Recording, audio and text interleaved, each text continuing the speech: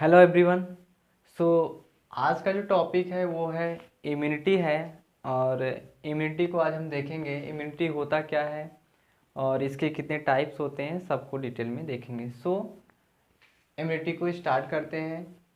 तो अगर हम इम्यूनिटी को देखते हैं तो फर्स्ट ऑफ ऑल हमको पढ़ना होगा कि होस्ट क्या होता है और पैथोजन क्या होता है। ठीक है, तो सपोज दैट ये आपका क्या है, होस्ट है, और ये क्या है आपके पैथोजन। ठीक है, ये आपके क्या है, होस्ट, और ये पैथोजन। अब यहाँ पर दो टर्म आए, एक है होस्ट है, दूसरा है पैथोजन। इन दोनों में क्या मेजर डिफरेंस है? ठीक है, और इनको अगर हम पैथोजन कह रहे हैं तो पैथोजन क्यों कह रहे हैं, और इनको होस्ट कह रहे हैं तो होस्ट क्यों कह रहे हैं। ठीक है, तो फर्स्ट ऑफ ऑल जो है आपका पैथोजन है। अगर हम पैथोजन को डिफाइन करें तो जो डिजीज कॉजिंग ऑर्गेनिज्म होता है उसको कहा जाता है पैथोजन। पैथोजन में बी virus, fungus, nematodes, platyhelminthes, bacteria etcetera etcetera.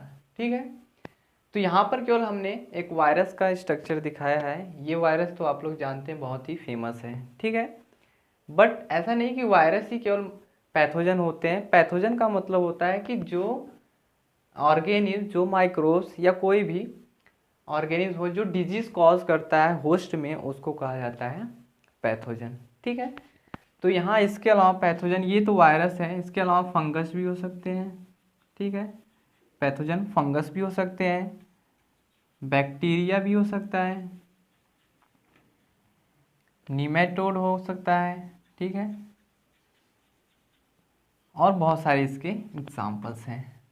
ठीक है, अब ये तो हमने पैथोजन को डिफाइन कर दिया कि ये पैथोजन होता है। पैथोजन क्या होता है? जो डिजीज को कॉज करता है होस्ट में। ठीक है, अब ये जो पैथोजन होता है जिस ऑर्गेनिज्म पे अटैक करता है, मतलब जिसमें डिजीज को कॉज करता है, उसको कहा जाता है होस्ट। ठीक है, होस्ट कोई भी एनिमल हो सकता है, जिस पर अटैक करता है उसको कहा जाता है होस्ट। अब इम्यूनिटी क्या है?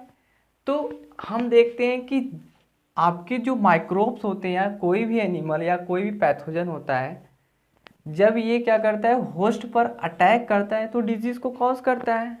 ठीक है, लेकिन ज़्यादातर ये देखा गया है कि बहुत सारे ऐसे पैथोजन्स हैं जो अटैक तो करते हैं लेकिन डिजीज को कॉज नहीं कर पाते हैं।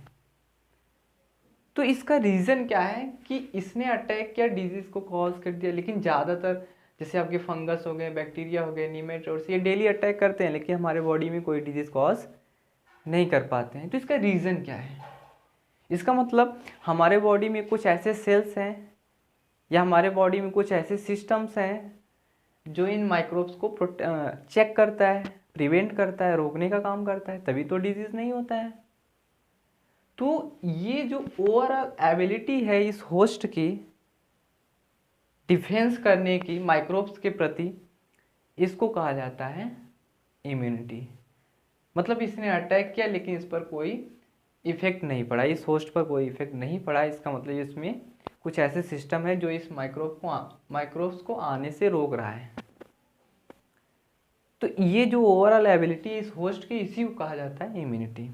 ठीक है, यहाँ आप देख रहे हैं कि इसने माइक्रोब्स ने क्या किया, अटैक किया इस पर्सन पर, हाँ, जो कि मंकी लाइक दिख रहा है। ठीक है, तो इस पर अटैक किया और इसने क्या किया, इसको डिजीज कॉज कर दिया।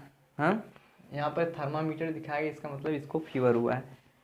तो इसका मतलब ये है कि इसकी जो इम्यून सिस्टम है, इसकी जो इम्यूनिटी है बहुत ही कमज़ोर है। ठीक है, अब हम बात करते हैं इम्यूनिटी की टाइप की। ठीक है, इम्यूनिटी जो होती है, अगर इम्यून सिस्टम को देखते हैं तो यहाँ पर दो टाइप का होता है इम्यून सिस्टम। एक होता है इनेट होता है और एक होता है एक्वायर्ड। सो नेक्स्ट क्लास में हम पढ़ेंगे इनेट इम्यूनिटी क्या होता है और एक्वायर्ड इम्यूनिटी क्या होता है।